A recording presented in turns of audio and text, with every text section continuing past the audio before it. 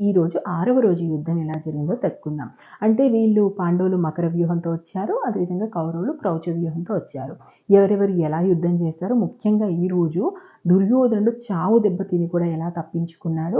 అసలు భీముడి ప్రతాపం అసలు మామూలుగా ఉండదు. భీముడు రుద్రుడిలా మారి ఈ విధంగా యుద్ధం చేశాడు.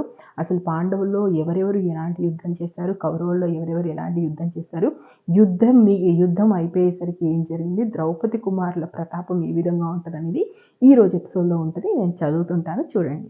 6వ రోజు ఉదయమే యుద్ధం ప్రారంభించారు. పాండవులు వచ్చేసి మకర వ్యూహం పన్నారు కదా! ముందు నేను మకర వ్యూహం ఎలా ఉందో చెబుతాను చూడండి. మకర వ్యూహంలో ద్రుపద మహారాజు శిరస్సుగా ఉన్నాడు. నకుల సహదేవులు కన్నులుగా ఉన్నారు. భీముడు నోరుగా ఉన్నాడు. అభిమన్యుడు ద్రుపది కొడుకులు ఘటోత్కచులు గండస్థలం అంటే మధ్య స్థలంలో ఉన్నారు.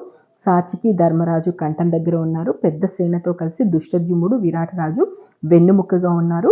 కైకేయి రాజులు 5గురు ఎడమ భాగంలో ఉన్నారు. దుష్టకేతుడు చేకేతుడు కుడి భాగంలో ఉన్నారు.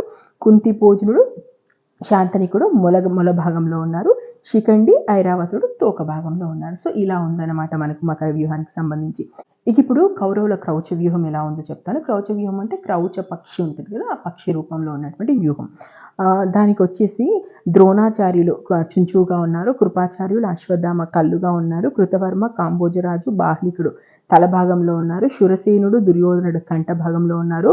సౌవీరులు భగదత్తుడు గుండె, విందానవిందులు త్రిగర్త సేనతో సుశర్మ ఎడమరెక్కగా ఉన్నాడు. యవన శక చూలికలు వీళ్ళు వచ్చేసి కుడి రెక్కగా ఉన్నారు. శ్రతాయువు భూరిశ్రవుడు తోక భాగంలో ఉన్నారు.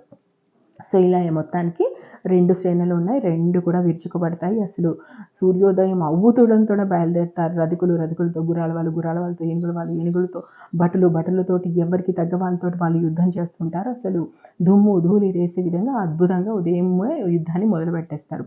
6వ రోజు యుద్ధంలో ద్రోణుడి ప్రతాపం అద్భుతంగా ఉంటుంది. ద్రోణుడు పాండవ సైన్యం మీద విరుచుకుపడుతుంటాడు.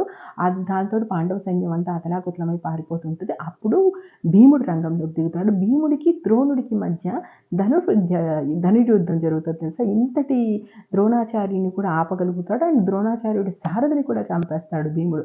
దాంతో ఏం చేస్తాడంటే ద్రోణాచార్యుడు ఓవైపు పగ్గాలు పట్టుకుంటేనే మరోవైపు భీముడితో యుద్ధం చేస్తుంటాడనమాట.